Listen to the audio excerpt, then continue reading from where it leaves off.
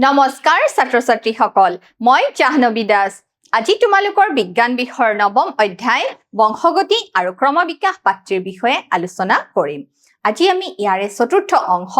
মানুহৰ বিৱৰ্তন আৰু বিৱৰ্তনৰ পৰ্যায়ৰ বিষয়ে আলোচনা কৰিম গতিকে আহা আমি শিকিবলৈ লওঁ বিৱৰ্তনৰ পৰ্যায় আৰু মানুহৰ বিৱৰ্তনৰ বিষয়ে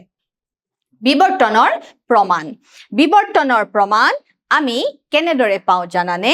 সমসংস্থ অংগ আৰু সমবৃত্তিক অংগৰ পৰা প্ৰথম আমি বিৱৰ্তনৰ প্ৰমাণৰ বিষয়ে চাওঁ আহা আৰু বিৱৰ্তনৰ প্ৰমাণ আমি কিহৰ পৰা পাওঁ সমসংস্থ অংগৰ পৰা পাওঁ তোমালোকে নামটো ভালদৰে মনত ৰাখিবা সমসংস্থ অংগ বা তোমালোকে সমৰূপী অংগ বুলিও ক'ব পাৰা ইয়াক কি বুলি ক'ব পাৰা সমৰূপী অংগ বুলিও ক'ব পাৰা এতিয়া আমি আগৰ ক্লাছত শিকিছিলো যে প্ৰজনন প্ৰক্ৰিয়াত কি হয় জানানে প্ৰজনন প্ৰক্ৰিয়াত কিছুমান বৈসাদৃশ্যতাৰ সৃষ্টি হয় প্ৰজনন প্ৰক্ৰিয়াত স্বভাৱগতভাৱে বৈসাদৃশ্যতা সৃষ্টি হোৱাৰ প্ৰৱণতা থাকে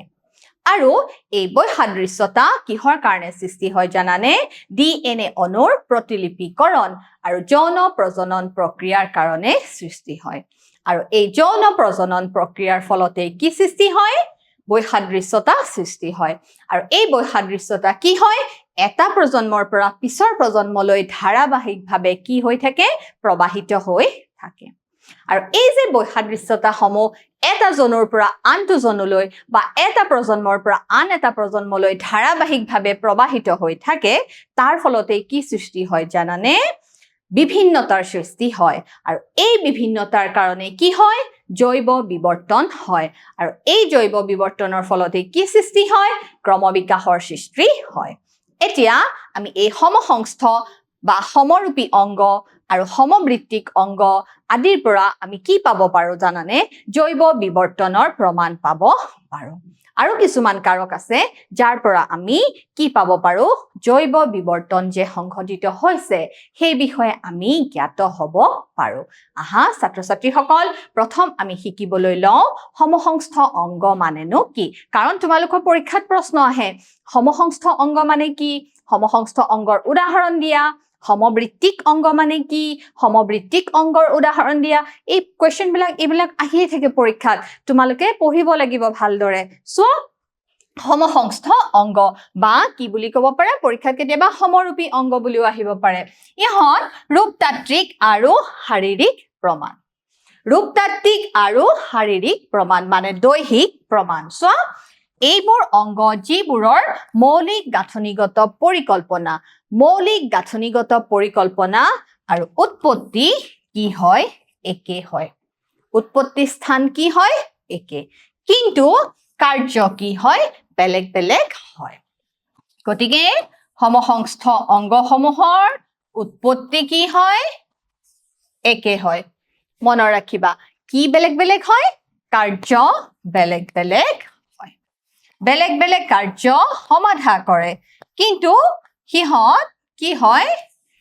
একে স্থানৰ পৰা উৎপন্ন হৈছে গতিকে যিবোৰ অংগৰ উৎপত্তি স্থান একে কিন্তু বেলেগ বেলেগ কাৰ্য সমাধা কৰে তেনেকুৱা অংগবিলাককে কি বুলি কোৱা হয় তেনেকুৱা অংগবিলাককে কোৱা হয় সমসংস্থ অংগ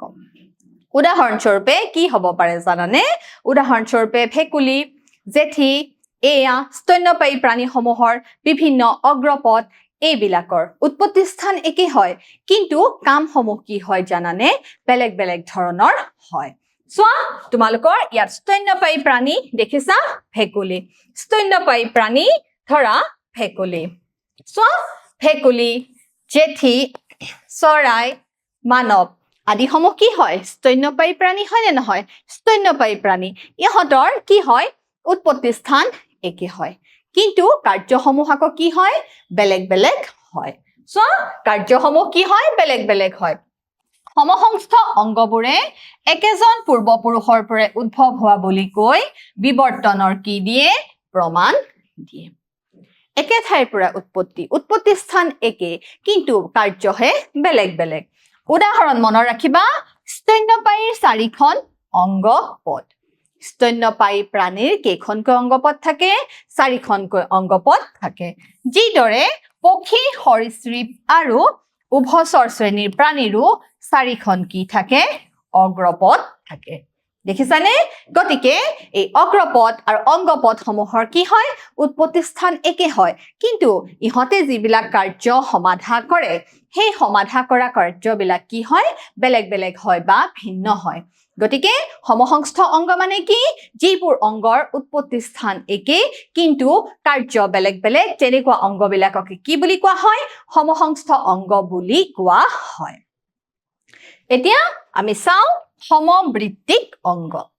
সমবৃত্তিক অংগ ইয়াতে এটা ওয়ার্ড জড়িত হৈ আছে বৃত্তি বৃত্তি মানে কি কাম বা কাৰ্য গতিকে শব্দটোতে তাৰ অৰ্থ সোমাই আছে সমবৃত্তিক তাৰ মানে এবাৰ কেনেকুৱা হ'ব কেনেকুৱা কাম কৰিব একে একে কাম সমাধা কৰিব একে একে কাম সমাধা কৰিব তাকে তেনেকুৱা অংগবিলাককে কি বুলি কোৱা হৈছে সমবৃত্তিক অংগ বুলি কোৱা হৈছে সো এইবোৰ অংগ যিবোৰৰ উৎপত্তি আৰু গাঁথনিগত পৰিকল্পনা বেলেগ বেলেগ কিন্তু কাৰ্য কি হয় একে হয় সো কাৰ্য একে হয় কিন্তু যি গাঁথনিগত পৰিকল্পনা আৰু উৎপত্তি স্থান কি হয় বেলেগ বেলেগ গতিকে ছাত্ৰ ছাত্ৰীসকল সমবৃত্তিক অংগৰ উৎপত্তি স্থান কি হ'ব বেলেগ বেলেগ হ'ব উৎপত্তি স্থান বেলেগ বেলেগ কিন্তু কাৰ্য আকৌ কি হ'ব একে একে কাৰ্য সমাধা কৰিব সোৱা সমবৃত্তিক অংগবোৰে বিবৰ্তনৰ সম্পৰ্কীয় অধ্যয়নত সহায় কৰে যিদৰে সমসংস্থ অংগবিলাকেও জৈৱ বিবৰ্তনৰ প্ৰমাণ দিয়ে একেদৰে সমবৃত্তিক অংগবিলাকেও কিহৰ প্ৰমাণ দিয়ে জৈৱ বিবৰ্তনৰ প্ৰমাণ দিয়ে উদাহৰণসমূহ মন কৰিবা কাৰণ পৰীক্ষাত প্ৰশ্ন আহে চৰাই আৰু বাদুলিৰ দেউকা চৰাই আৰু বাদুলিৰ দেউকা বাদুলিৰ দেউকা কি হয় দীঘল আঙুলিক সংযোগ কৰি ৰখা ছালৰ পৰিৱৰ্তন বাদুলিৰ যি দেউকা হি কি হয় জানানে দীঘল আঙুলিক সংযোগ কৰি ৰখা ছালৰ পৰিৱৰ্তনহে হয় বাদুলিৰ দেউকা কিন্তু চৰাইৰ দেউকা কিহেৰে গঠিত আমি সকলোৱে জানোৱে চৰাই দেউকা কিহেৰে গঠিত চৰাই দেউকা কিহেৰে আবৃত হৈ থাকে চৰাই দেউকা পাখিৰে আবৃত হৈ থাকে গতিকে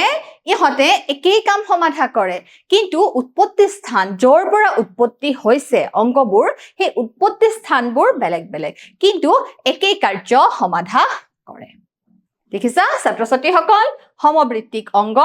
আৰু সমসংস্থ অংগ তোমালোকৰ আগত চিত্ৰ দি দেখুওৱা হৈছে সব বিভিন্ন মৌলিক গঠন কিন্তু একে ধৰণৰ কাম কৰে অৰ্থাৎ উৰণ কাম কি একে কাম কৰে উৰিবলৈ ব্যৱহাৰ গতিকে কাৰ্য একে চৰাই আৰু বাদুলি উৰণ প্ৰক্ৰিয়া একে কিন্তু গঠন প্ৰক্ৰিয়াহে কি হয় বেলেগ বেলেগ হয় দেখিছা চৰাই গঠন আৰু বাদুলিৰ গঠন গতিকে বাদুলিৰ ক্ষেত্ৰত দীঘল আঙুলিক ছালৰ লগতহে সংযোগ কৰা হৈছে কিন্তু চৰাইৰ দেউকা আকৌ কিহেৰে আবৃত হৈ থাকে পাখিৰে আবৃত হৈ থাকে সোৱা এবাৰ আমি চাম জীৱাশ্ম জীৱাশ্ময়ো কিহৰ ইংগিত দিয়ে জানানে জৈৱ বিবৰ্তনৰ ইংগিত দিয়ে জীৱাশ্ম কি হয় জানানে জীৱাশ্মসমূহ হৈছে পুৰণি গেলাপচা মৃত বস্তুৰ পৰা উৎপন্ন হোৱা অধ্যয়ন পৃথিৱীৰ পৰা লুপ্ত পোৱা জীৱৰ প্ৰমাণ আমাৰ পৃথিৱীৰ পৰা বহুত জীৱ কি হৈ গৈছে জানানে লুপ্ত হৈ গৈছে উদাহৰণ তোমালোকে জানাই ডাইনোসৰ ডাইনোসৰ কেনেদৰে পৃথিৱীৰ পৰা কি হৈ গৈছে লুপ্ত হৈ গৈছে সোৱা অতীতৰ মৃত জীৱৰ অৱশিষ্ট আৰু ধ্বংসাৱশেষ জীৱাশ্ম হৈছে অতীতৰ কিছুমান মৃত জীৱৰ কি হয় অৱশিষ্ট ধ্বংসাৱশেষ কিন্তু কি হয় জানানে জীৱসমূহ সম্পূৰ্ণৰূপে গেলি পচি নাইকিয়া হৈ নাযায় যদিও আমি ভাবিছো যে জীৱ এটা কি হৈছে ধৰা মৃত্যু হোৱাৰ পিছত সম্পূৰ্ণ নাইকিয়া হৈ গৈছে কিন্তু আসলতে কি হয় কেতিয়াবা কিছুমান জীৱ কি হয় সম্পূৰ্ণৰূপে শেষ হৈ নাযায় বা নাইকিয়া হৈ নাযায় সোৱা ইহত জীৱিত অৱস্থাৰ সংৰক্ষিত কি হয় লেখ যুগ ইহতৰ কি হয় জানানে কিছুমান চাপ ৰৈ যায় সোৱা জীৱাশ্ম গঠন কেনেদৰে হয় জীৱৰ মৃত্যু হলে ইহতৰ দেহ গেলি পচি নাইকিয়া হয় ইহঁতৰ দেহ গেলি পচি কি হৈ যায় নাইকিয়া হৈ যায় তাৰ মানে ইহঁতৰ কি হৈ যায় ইহঁতৰ পচন হবলৈ ধৰে কিন্তু মাজে মাজে জীৱৰ কিছুমান অংগ পৰিবেশত সম্পূৰ্ণৰূপে গেলি পচি নাইকিয়া হৈ নাযায় ইহঁতৰ কিছুমান অংগ পৰিবেশত সম্পূৰ্ণৰূপে কমপ্লিটলি কি হৈ নাযায় শেষ হৈ নাযায় বা নাইকিয়া হৈ নাযায় জীৱদেহৰ অৱশিষ্ট কি বুলি কোৱা হয় জানানে জীৱাশ্ম বুলি কোৱা হয় দেখিছানে এয়া তোমালোকৰ কিহৰ চিত্ৰ দেখুৱা হৈছে জীৱাশ্মৰ চিত্ৰ দেখুৱা কিছুমান অংগ কি হৈ যায় জানানে সম্পূৰ্ণৰূপে নাইকিয়া হৈ নাযায় আৰু সেইবিলাককে কি বুলি কোৱা হৈছে জীৱাশ্ম বুলি কোৱা হৈছে এতিয়া এই জীৱাশ্মসমূহৰ কি কৰিব পাৰি জানানে বয়স নিৰ্ধাৰণ কৰিব পাৰি কিছুমান পদ্ধতি আছে যেনে কাৰ্বন ডেটিং পদ্ধতি বা সমস্থানিকৰ সহায়ত এতিয়া তোমালোকৰ এই পদ্ধতিখিনিৰ বিষয়ে তোমালোকৰ সিলেবাছত ইমান নাই কিন্তু জীৱাশ্মৰো কি কৰিব পাৰি জীৱাশ্ম এটানো কিমান পুৰণি সেই বিষয়ে জানিব পাৰি আৰু কি পদ্ধতিৰ সহায়ত জানিব পাৰি কাৰ্বন ডেটিং পদ্ধতিৰ সহায়ত জানিব পাৰি সো জীৱাশ্ম আৰ্কিঅপটেৰিক্সত সৰীসৃপৰ লগতে কি থাকে চৰাইৰো বৈশিষ্ট্য থাকে ইয়াৰ পৰা অনুমান কৰিব পাৰি যে চৰাইৰ বিবৰ্তন কি হৈছে সৰীসৃপৰ পৰা হৈছে দেখিছা ই কিহৰ প্ৰমাণ দিছে ই বিবৰ্তনৰ প্ৰমাণ দিছে দেখিছা চৰাইৰ বিবৰ্তন কিহৰ পৰা হৈছে সৰীসৃপৰ পৰা হৈছে এতিয়া চোৱা আমি কিছুমান কি কৰিব লাগিব উদাহৰণ চাব লাগিব তোমালোকে নামবিলাক মনত ৰাখিবা এমনাইট হৈছে কি জানানে অমেৰুদণ্ডী প্ৰাণীৰ জীৱাশ্ম অমেৰুদণ্ডী যি মেৰুদণ্ড নাই অমেৰুদণ্ডী প্ৰাণীৰ জীৱাশ্ম কি বুলি কোৱা হৈছে এমনাইট বুলি কোৱা হৈছে আৰু এটা আছে ট্ৰাইলবিটো হৈছে অমেৰুদণ্ডী প্ৰাণীৰ জীৱাশ্ম অমেৰুদণ্ডী প্ৰাণীৰ জীৱাশ্ম নাইচিয়া তোমালোকে নাম মনত ৰাখিবা নাইচিয়া হৈছে মাছৰ জীৱাশ্ম হৈছে নাইচিয়া আৰু এটা আছে ৰাজাচৰাছ ই হৈছে ডাইনোসৰ প্ৰজাতিৰ ডাইনোসৰৰ লাওখোলাৰ জীৱাশ্ম কি বুলি কোৱা হয় ৰাজাচৰাছ বুলি কোৱা হয় তোমালোকৰ এই গোটেইখিনি কিতাপত ধুনীয়াকৈ চিত্ৰ দিয়া আছে আৰু ইয়াতো তোমালোকে ধুনীয়াকৈ চিত্ৰ চাই লোৱা জীৱাশ্মসমূহৰ চোৱা অমেৰুদণ্ডী প্ৰাণীৰ জীৱাশ্ম কি বুলি কোৱা হৈছে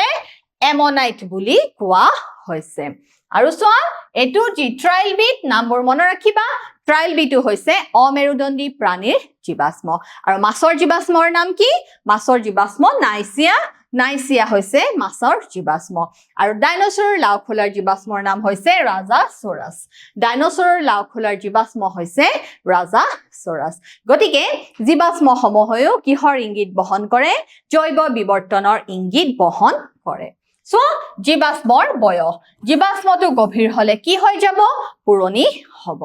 জীৱাশ্ম পদাৰ্থত একেটা মৌলৰ পাৰ্থক্যৰ অনুপাত ধৰা পেলোৱা হয় আৰু কি পদ্ধতিৰ দ্বাৰা ধৰা পেলোৱা হয় ৰেডিঅ' কাৰ্বন ডেটিং পদ্ধতিৰ দ্বাৰা কাৰ্বন 14 ডেটিং গতিকে ইয়াতে কিহৰ ব্যৱহাৰ হৈছে সমস্থানিকৰ ব্যৱহাৰ হৈছে কাৰ্বন 14 সমস্থানিক কাৰ্বনৰ সমস্থানিক দুটা 6 কাৰ্বন 12 আৰু কি হয় 6 কাৰ্বন 14 হয়নে নহয় কাৰ্বনৰ সমস্থানিকৰ দ্বাৰা কি কৰিব পাৰি জীৱাশ্মৰ বয়স নিৰ্ধাৰণ কৰিব পাৰি এবাৰ চোৱা বিবৰ্তনৰ পৰ্যায় কেনেকৈ হয় জানানে পুৰুষানুক্ৰমে লাহে লাহে বিবৰ্তন হয়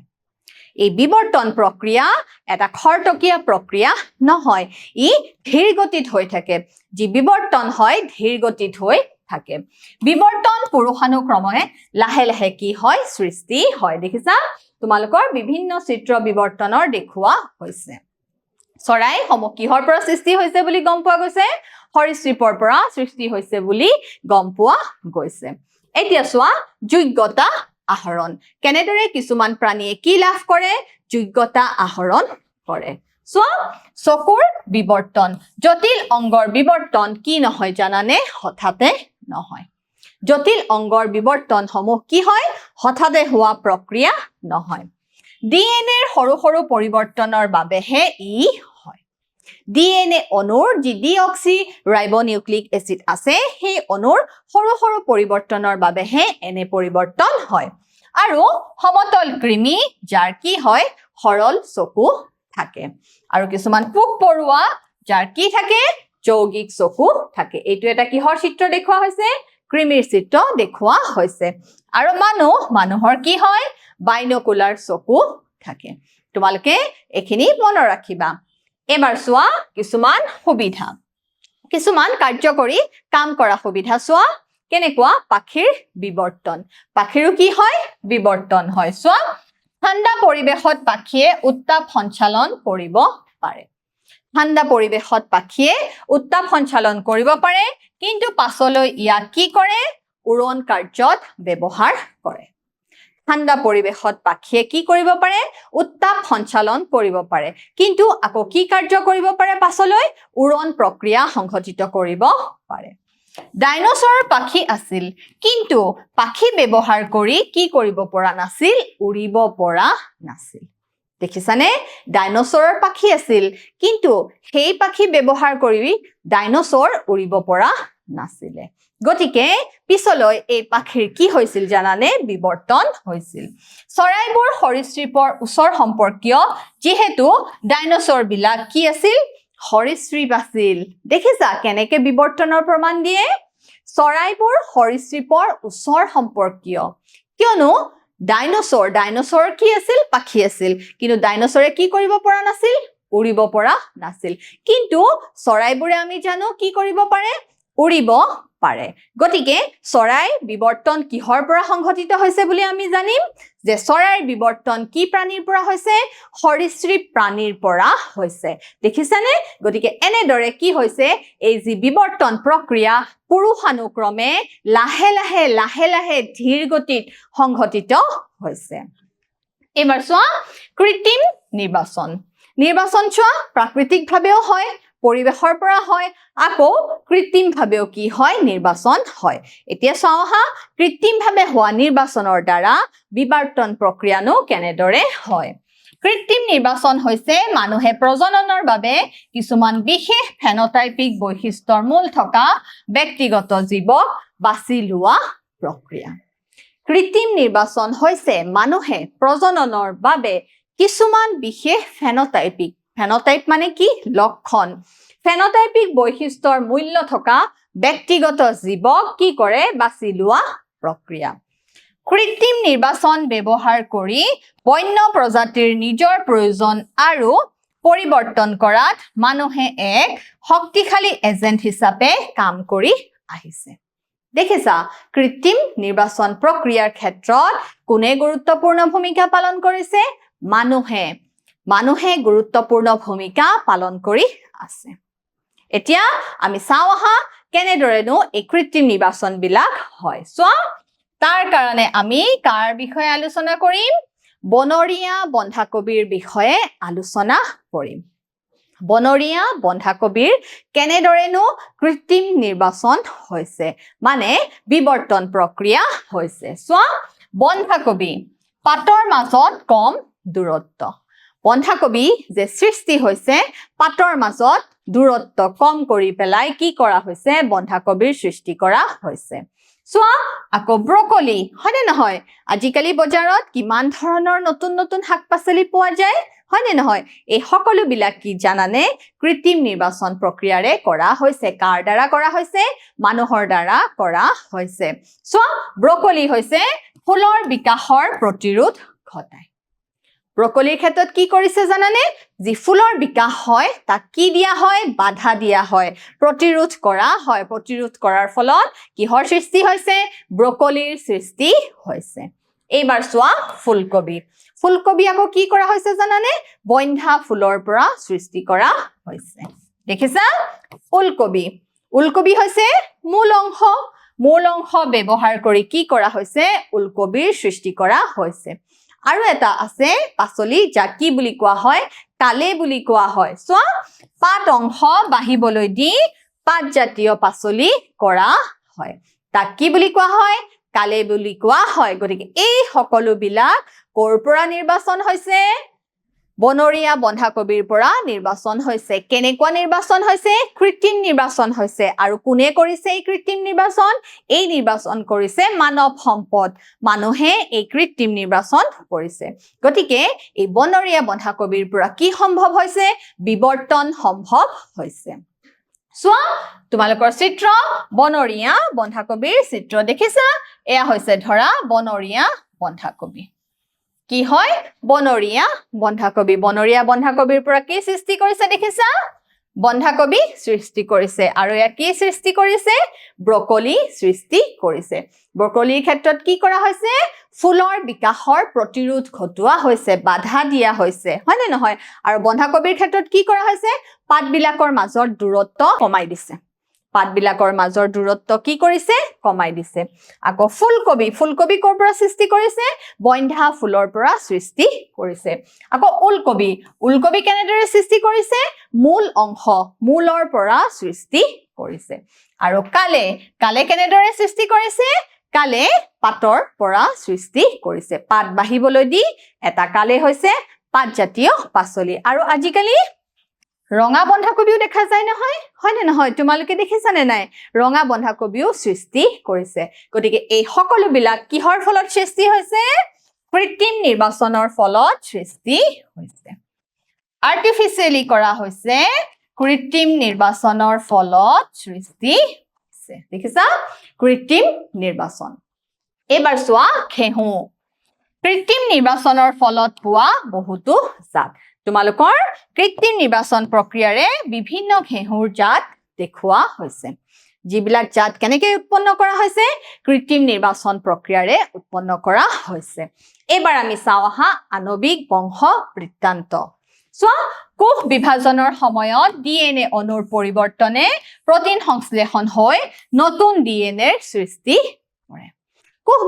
কোষ বিভাজন দৈহিক কোষ বিভাজন সকলো সময়তে কি হৈ থাকে কোষৰ বিভাজন হৈ থাকে আৰু এই কোষ বিভাজনৰ সময়ত কি হয় জানানে ডিএনএ অণুৰ পৰিৱৰ্তন হৈ পেলাই কিহৰ সৃষ্টি হয় প্ৰটিন উৎপন্ন হয় প্ৰটিন সংশ্লেষণ হৈ পেলাই কি হয় এটা নতুন ডিএনএ অণুৰ সৃষ্টি হয় ডিএনএৰ পৰিৱৰ্তনে নতুন জীৱৰ উৎপত্তিৰ কি কৰে সম্ভেদ দিয়ে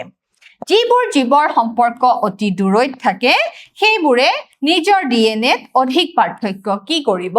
জমা কৰিব এবাৰ চোৱা বিবৰ্তন আৰু ক্ৰমোন্নতি একে নহয় বিবৰ্তন প্ৰক্ৰিয়াৰ প্ৰতিটো পৰ্যায়তে একাধিক শাখা থাকে বিবৰ্তন প্ৰক্ৰিয়াৰ প্ৰতিটো পৰ্যায়তে কি থাকে একাধিক শাখা থাকে এটা নতুন প্ৰজাতিৰ কি হয় জানানে সৃষ্টি হয় কিন্তু তাৰ অৰ্থ এইটো নহয় যে পুৰণি প্ৰজাতিটো কি হৈ যাব নোহোৱা হৈ যাব যদিও বিবৰ্তনৰ ফলত নতুন প্ৰজাতিৰ উৎপন্ন হৈছে ইয়াৰ অৰ্থ এইটোৱে নহয় যে পুৰণি প্ৰজাতিটো কি হৈ যাব নাইকিয়া হৈ যাব সকলো পৰিবেশৰ ওপৰত কি কৰিব নিৰ্ভৰ কৰিব সকলোৱে কি কৰিব পৰিবেশৰ ওপৰত নিৰ্ভৰ কৰিব চোৱা পৰিবেশৰ দ্বাৰা প্ৰভাৱিত হলেও পুৰণি প্ৰজাতি দুৰ্বল বা নতুন প্ৰজাতিটো উত্তম হ'ব এনে নহয় যে পুৰণি প্ৰজাতিটো দুৰ্বল হৈ পৰিব আৰু নতুন প্ৰজাতিটো কি হ'ব খুব ভাল হ'ব মানে নতুন প্ৰজাতি যে খুব ভাল হ'ব এনে নহয় চিম্পাঞ্জিৰ পৰা মানুহৰ বিবৰ্তন হোৱাটো সঁচা নহয় দেখিছা চিম্পাঞ্জিৰ পৰা মানুহৰ বিবৰ্তন আমাৰ জেনেৰেলি কোৱা হয় চিম্পাঞ্জিৰ পৰা হৈছে মানুহৰ বিবৰ্তন কিন্তু এইটো সঁচা নহয় বৰঞ্চ বহু আগতে মানুহ আৰু চিম্পাঞ্জি উভয়ৰে এক উমৈহতীয়া কি আছে পূৰ্বপুৰুষ আছে মানুহ আৰু চিম্পাঞ্জি উভয়ৰে এটা কি আছে জানানে উমৈহতীয়া পূৰ্বপুৰুষ আছে সেই পূৰ্বপুৰুষ চিম্পাঞ্জি বা মানুহৰ দৰে একে নহয় তোমালোকে এইবিলাক খুব ভালদৰে চাই যোৱা মনত ৰাখিবা আমি ভাবো যে চিম্পাঞ্জিয়ে মানুহৰ পূৰ্বপুৰুষ নেকি কিন্তু নহয় চিম্পাঞ্জি মানুহৰ পূৰ্বপুৰুষ নহয় বৰঞ্চ চিম্পাঞ্জি আৰু মানুহৰ কি জানানে এটা উমৈহতীয়া পূৰ্বপুৰুষ আছে আৰু সেই উমৈহতীয়া পূৰ্বপুৰুষ কি হয় চিম্পাঞ্জি বা মানুহৰ দৰে দেখাত একে নহয় এবাৰ চোৱা বিবৰ্তন হৈছে কেৱল বৈচিত্ৰ্যৰ প্ৰজন্ম আৰু পৰিৱেশ নিৰ্বাচনৰ দ্বাৰা বৈচিত্ৰ্য গ্ৰহ দিয়া বিবৰ্তনত ক্ৰমোন্নতিৰ দ্বাৰা জটিল দেহযুক্ত জীৱৰ উৎপত্তি হয় বিবৰ্তনত ক্ৰমোন্নতিৰ দ্বাৰা ক্ৰমান্বয়ে যি উন্নতি হয় তাৰ ফলত কি হয় জটিল দেহযুক্ত জীৱৰ সৃষ্টি হয় দেখিছা বিবৰ্তনৰ ফলত জটিল দেহযুক্ত জীৱৰ সৃষ্টি হয় এইবাৰ চোৱা মানুহৰনো বিবৰ্তন কেনেদৰে সংঘটিত হৈছে মানুহৰ বিবৰ্তন বিভিন্ন খনন কাৰ্য সময়ৰ তাৰিখ নিৰ্ধাৰণ জীৱাশ্ম আৰু ডিএনএ ক্ৰম নিৰ্ণয় কৰাটোৱে হৈছে মানৱ বিবৰ্তনৰ সম্পৰ্ক অধ্যয়নৰ আহিলা এই মানুহৰ বিবৰ্তনৰ বিষয়ে কৰ পৰা জানিব পাৰি জানানে খনন কাৰ্য বিভিন্ন সময়ত খনন প্ৰক্ৰিয়া সংঘটিত হৈ আছে এতিয়াও বিভিন্ন খনন প্ৰক্ৰিয়া সংঘটিত হৈ আছে বিভিন্ন অধ্যয়ন হৈ আছে হয়নে নহয় গতিকে বিভিন্ন খনন সময়ৰ তাৰিখ নিৰ্ধাৰণ জীৱাশ্ম অধ্যয়ন এই সকলো বিলাকৰ পৰা কি হৈ আছে জানানে মানুহৰ বিবৰ্তনৰ সম্পৰ্কে গম পোৱা গৈ আছে যদিও সমগ্ৰ বিশ্বতে মানুহৰ ৰূপৰ বহু বৈচিত্ৰ্য আছে তথাপিও সকলো মানুহ কি হয় জানানে একক প্ৰজাতি এটা প্ৰজাতিৰ পৰা কি হৈছে মানুহৰ সৃষ্টি হৈছে আৰু মানুহৰ এই প্ৰজাতিৰ নাম কি জানানে হোমো সেপিয়েন্স মনত ৰাখিবা তোমালোকে আৰু সকলো মানুহ আফ্ৰিকাৰ পৰা আহে আৰু কি হৈছে অধ্যয়নৰ পৰা গম পোৱা গৈছে যে সকলো মানুহ ক'ত সৃষ্টি হৈছে মানুহৰ আদিম পুৰুষ আফ্ৰিকা মহাদেশতে কি হৈছে মানুহৰ সৃষ্টি হৈছে সো মানৱ প্ৰজাতিৰ আদিম সদস্য হোমো সেপিয়েন্স দেখিছা মানৱ প্ৰজাতিৰ যি আদিম সদস্য কি বুলি কোৱা হৈছে তোমালোকে নামটো মনত ৰাখিবা হোমো সেপিয়েন্স তাতে অনুসন্ধান কৰিব পাৰি আৰু আমাৰ জিনীয় হাছৰ পৰা আফ্ৰিকান মূলৰ বিষয়ে বহু কি পোৱা যায় আভাস পোৱা যায় আমাৰ যি জিনীয় হাছ আছে তাৰ পৰা কি মূলৰ বিষয়ে আভাস পোৱা যায় আফ্ৰিকান মূলৰ বিষয়ে আভাস পোৱা যায় তোমালোকে মনত ৰাখিবা গতিকে মানুহৰ এই বিবৰ্তনৰ লগত কি জড়িত হৈ আছে আফ্ৰিকান মহাদেশ জড়িত হৈ আছে সো বাসিন্দাসকলে বা বাসস্থানত যিসকলে বাস কৰিছিলে সেই বাসিন্দাসকলে কি কৰিছিল জানানে বিভিন্ন ঠাইত পৰিভ্ৰমণ কৰিছিলে তেওঁলোকে কি কৰিছিল জানানে কেতিয়াবা দল বান্ধি গৈছিল কেতিয়াবা আগুৱাই গৈছিল আকৌ কেতিয়াবা পিছলৈ আহিছিল জানানে আকৌ তেওঁলোকে এনেদৰে দল বান্ধি বিভিন্ন ঠাইত গৈ থাকোতে কি হৈছিল কিছুমানৰ লগত আকৌ বিচ্ছিন্ন হৈ পৰিছিল আকৌ কি হৈ গৈছিল কেতিয়াবা আকৌ একেলগ হৈ পৰিছিল এইদৰে বিভিন্ন কি হৈছিল জানানে বাসিন্দাসকল পৃথিৱীৰ ইমূৰৰ পৰা সিমূৰলৈ চাৰিওফালে বিয়পি পৰিছিল সো বাসিন্দাসকলে আফ্ৰিকাত বিয়পি পৰিল প্ৰব্ৰজনকাৰীসকলে আফ্ৰিকাৰ পৰা পশ্চিম এছিয়ালৈ আৰু তাৰ পিছত ক্ৰমান্বয়ে মধ্য এছিয়া ইউৰেছিয়া দক্ষিণ এছিয়া পূব এছিয়ালৈ লাহে লাহে কি হৈ পৰিল বিয়পি পৰিল দেখিছা আফ্ৰিকান মহাদেশৰ পৰাই কি হৈছে পৃথিৱীৰ ইমূৰৰ পৰা সিমূৰলৈ বাসিন্দাসকল বিয়পি পৰিছে ইণ্ডোনেছিয়া আৰু তাৰ পিছত ফিলিপাইনছৰ দ্বীপসমূহৰ পৰা নামি কলৈ গৈছিলে অষ্ট্ৰেলিয়ালৈ গৈছিল এই সকলোসমূহ অধ্যয়নৰ পৰা গম পোৱা গৈছে আৰু তাৰ পিছত বেৰিং অঞ্চলৰ পৰা কলৈ গৈছিল আকৌ আমেৰিকালৈ গৈছিল বেৰিং অঞ্চলৰ পৰা আমেৰিকালৈ গৈছিল আৰু তেওঁলোকে এটা শাৰীতে যোৱা নাছিলে তেওঁলোকে এটা সৰলৰৈখিক গতি কৰা নাছিলে তেওঁলোকে কি কৰিছিল দল বান্ধি গৈছিল কেতিয়াবা কিছুমান আগুৱাই গৈছিল কিছুমান আকৌ পিছুৱাই গৈছিল জানানে তেওঁলোকে এটা শাৰীতে যোৱা নাছিল কেতিয়াবা দল বান্ধি আগবাঢ়ি গৈছিল আকৌ কেতিয়াবা তেওঁলোক কি হৈছিল পিছুৱাই গৈ আছিল এনেদৰে কৰি থাকোতে তেওঁলোকে আকৌ কি হৈছিল কিছুমানৰ মাজত আকৌ সোমাই পৰিছিল দেখিছা গতিকে এনে ধৰণৰ প্ৰক্ৰিয়াৰ জৰিয়তে কি হৈছিল বিভিন্ন বাসিন্দাসকলে পৃথিৱীৰ ইমূৰৰ পৰা সিমূৰলৈ বিয়পি পৰিছিল এতিয়া তোমালোকে মোক কি দিব লাগিব এটা পৰীক্ষা দিব লাগিব আমি কি কি শিকিলো চাও আহা প্ৰথম মোৰ প্ৰশ্নটো হৈছে বাদুলি আৰু চৰাইৰ দেউকা বাদুলি আৰু চৰাইৰ দেউকা সমসংস্থ অংগ নে সমবৃত্তিক অংগ উত্তৰটো কোৱা সোনকালে বাদুলি আৰু চৰাইৰ দেউকা কি হ'ব সমবৃত্তিক অংগ মোৰ দ্বিতীয় প্ৰশ্ন বিবৰ্তনৰ লগত তলৰ কোনটো সাধাৰণভাৱে জড়িত এজন চীনা স্কুলীয়া ছাত্ৰ এটা চিম্পাঞ্জি এটা মকৰা এটা বেক্টেৰিয়া বিবৰ্তনৰ লগত তলৰ কোনটো সাধাৰণভাৱে জড়িত এজন ধৰা চীনা স্কুলীয়া ছাত্ৰ ইহে বিবৰ্তনৰ লগত জড়িত ছাত্ৰ ছাত্ৰীসকল তোমালোকে আজি শিকিলা মানুহৰ বিবৰ্তন আৰু বিবৰ্তনৰ বিভিন্ন পৰ্যায়সমূহ আশা কৰিছো তোমালোকে বুজিবলৈ সক্ষম হৈছা আজিলৈ আহো ঘৰত ৰেগুলাৰ প্ৰেক্টিছ কৰিবা ধন্যবাদ